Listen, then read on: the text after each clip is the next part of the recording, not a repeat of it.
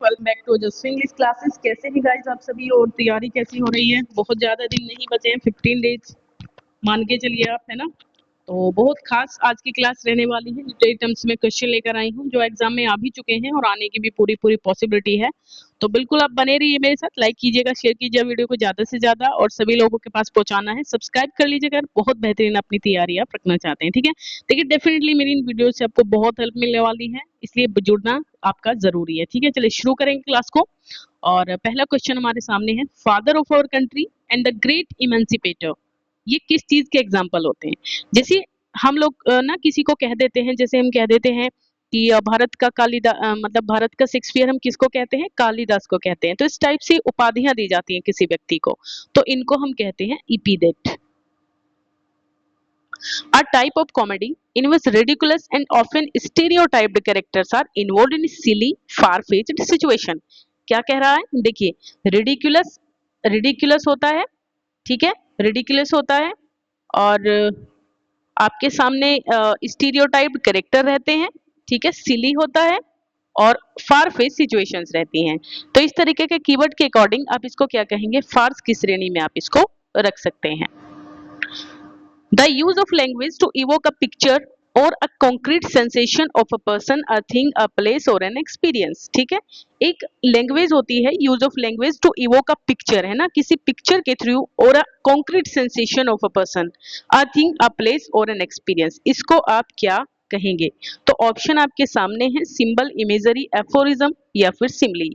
तो देखिए इसको आप कह सकते हैं इमेजरी। करेक्ट, क्या कहेंगे? इमेजरी कहेंगे आप इसे।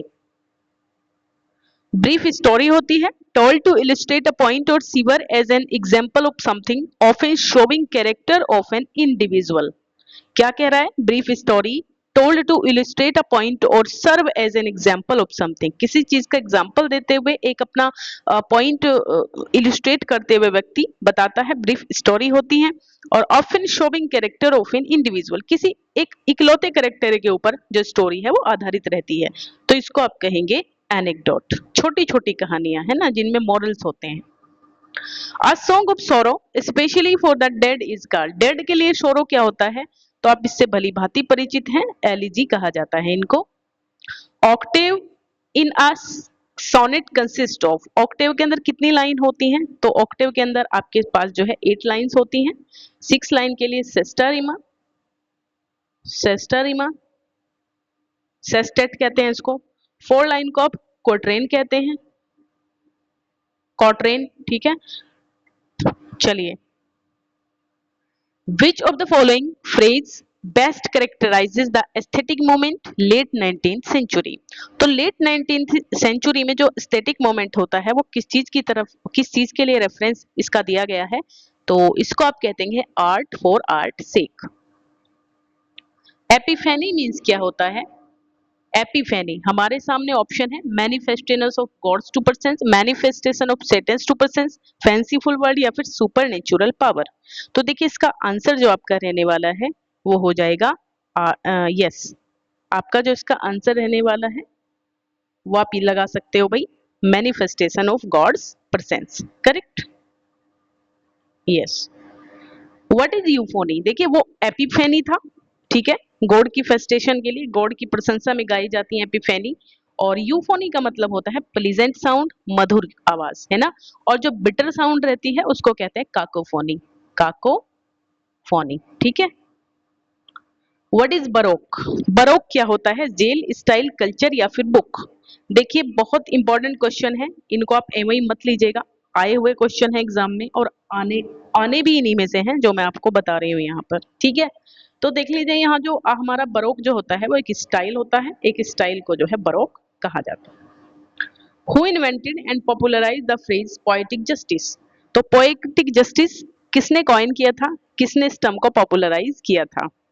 Correct, yes. तो देख लीजिए हमारे सामने जो ऑप्शन रहेगा आपका वो थॉमस राइमर है। थॉमस राइमर ने इस वर्ड को कॉइन किया था, ठीक है। और कहां पर? Tragedies of the last age considered, tragedies of the last age considered में, जो कि इनकी आई थी 1678 में। What is सोलिलकी? सोलिलकी क्या होती है? तो सोलिलॉक्य को अगर हम कहें तो एन एक्टिव सीक्रेट थॉट होती है, एक व्यक्ति जो अपने अंतर मन में सोच रहा होता है उसको वो लाउडली अगर बोले, वो लाउडली माउथ से बोल रहा है तो उसको आप कहते हैं soliloquy. Who considered romanticism liberalism, romanticism को लिबरलिज्म किसने कहा है? ये भी बहुत इंपॉर्टेंट क्वेश्चन है आपके सामने, ठीक है। देखिए इसका आपका आंसर बनेगा, किसने कहा है लिबरलिज्म? Victor Hugo. या फिर एक सेकेंड में, ये ऑप्शन क्यों नहीं है इसमें? या किसी यस यस यस यस, अच्छा अच्छा अच्छा, एक second guys.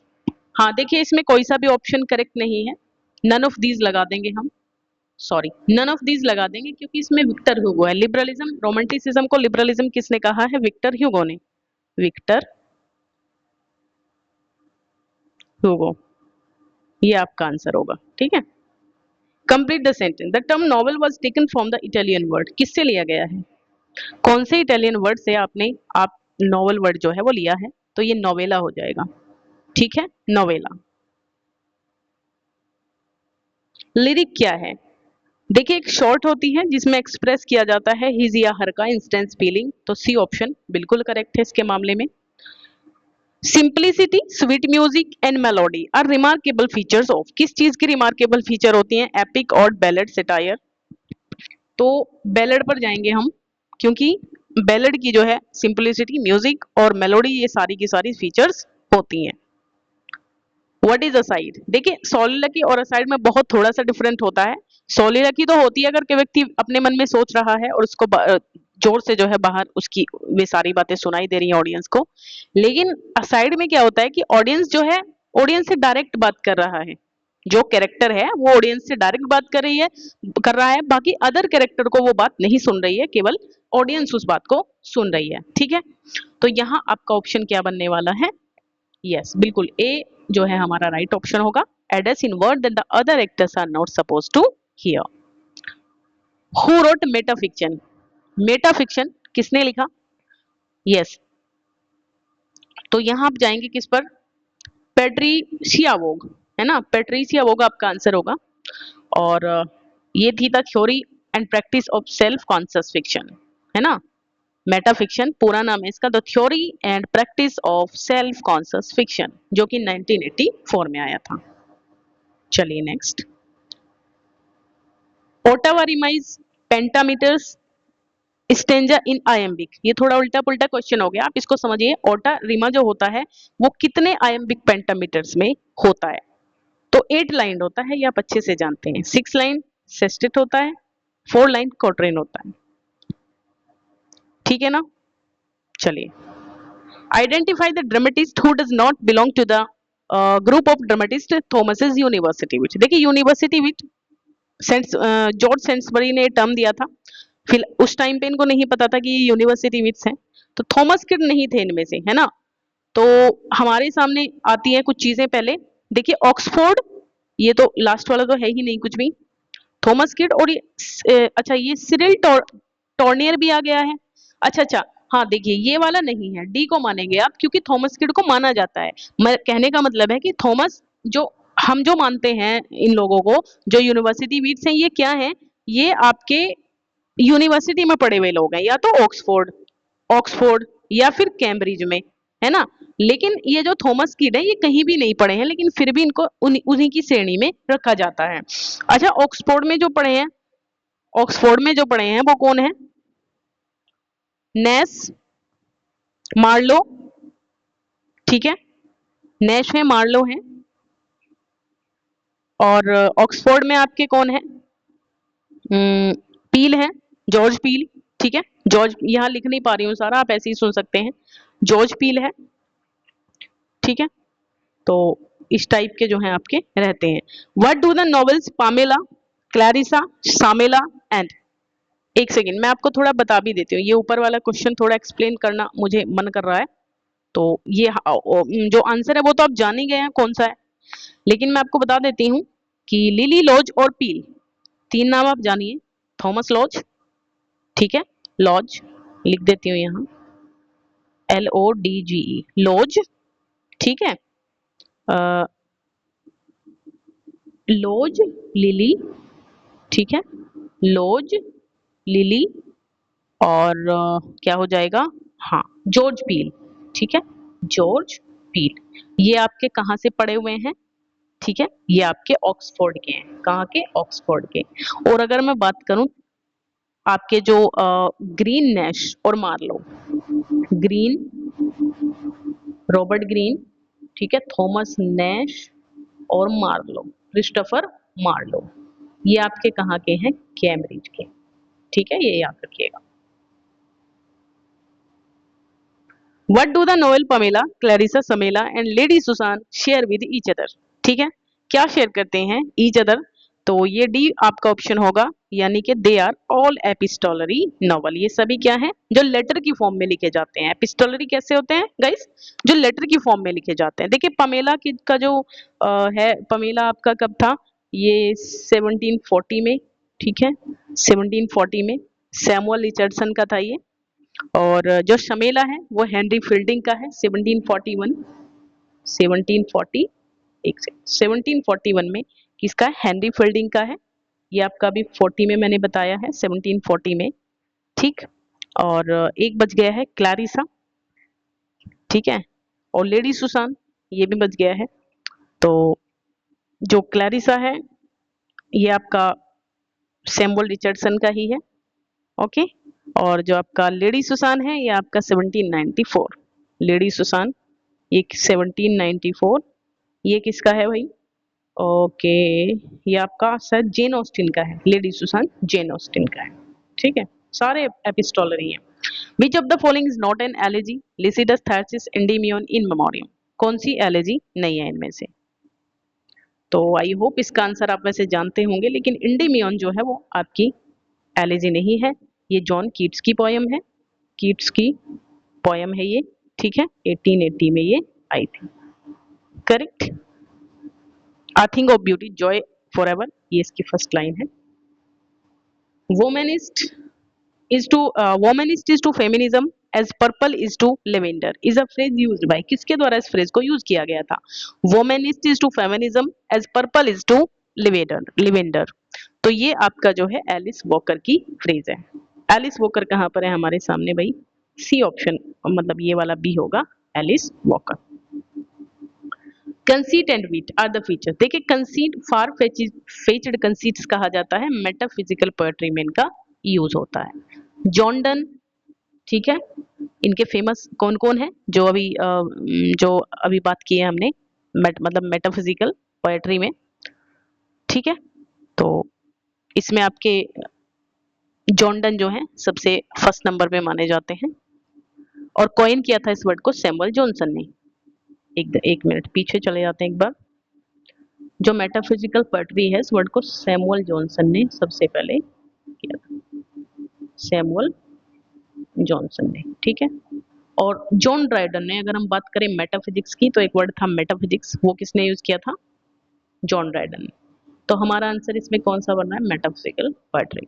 Imagism is a school of poetry that flourished under the leadership, imagism को किसने जो है लीडर किया था, तो ये तो आपका था इजरा पाउंड, ये आपका आंसर हो जाएगा, ठीक है। चलिए,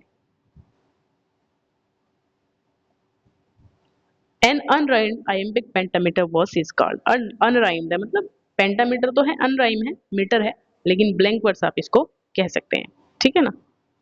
चलिए, the word catharsis is taken from the field of, catharsis कहाँ से लिया गया है, कैथारसिस होता है देखिए purgation of pity and fear, है ना, पिटी एंड फियर, जब कोई भी कैरेक्टर मतलब प्रोटोगोनिस्ट है वो डर जाता है कि भाई मैंने ये गलत कर दिया है और इसकी मुझे सजा मिलेगी, इस टाइप की चीजें जब उसके माइंड में आ जाती हैं तो पिटी एंड फियर प्रगेशन उसका हो जाता है। तो ये आपका क्या मेडिसिन का काम करता है, ठीक है, मेडिसिन का काम करता है, तो ए ऑप्शन सही हो जाएगा। डिक्शन मीन्स क्या होता है, तो डिक्शन का मतलब है सिंटेक्स एंड वर्ड ऑर्डर, ठीक है। ले like the folds of a bright girdle, Endeavour beach is an example for, ये किस चीज का एग्जाम्पल है, ले like the folds of a bright girdle, yes. तो देखिए ये आपकी जो है अर्नोल्ड की डोवर बीच की लाइन है, डोवर बीच, की लाइन है, मैं बता दूं आपको, अर्नोल्ड की, मैथ्यू अर्नोल्ड की डॉवर बीच आपने सुनी है, तो वहां की लाइन है ये। और इसमें जो इसका किस चीज का एग्जाम्पल है, तो ये काकोफोनी का है, काकोफोनी है ना, lay like the folds of a bright girdle, याद रखिएगा इसको। चलिए, the term the lost generation is use to refer to, lost generation किसको कहा गया है, तो देखिए लॉस्ट जनरेशन जो है आपकी अमेरिकन राइटर्स थे सिविल वॉर पीरियड में, American writers Civil War period, beat generation 1950s आप कह सकते हैं, इन्होंने लिखा 1950s में।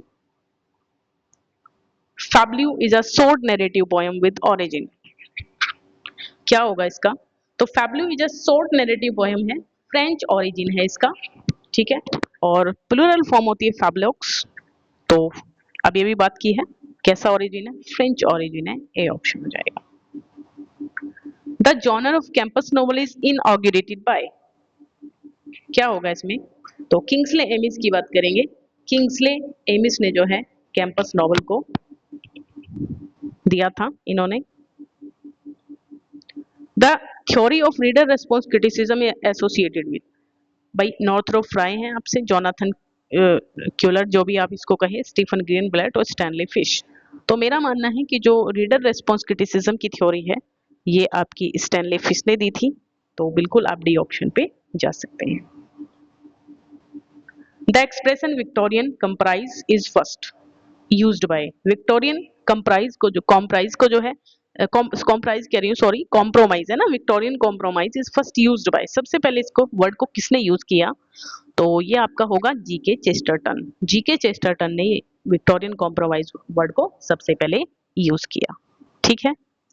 और कहाँ पर यूज किया है विक्टोरियन कॉम्प्रोमाइज, जीके चेस्टरटन ने 1913 में सबसे पहले इसको यूज किया।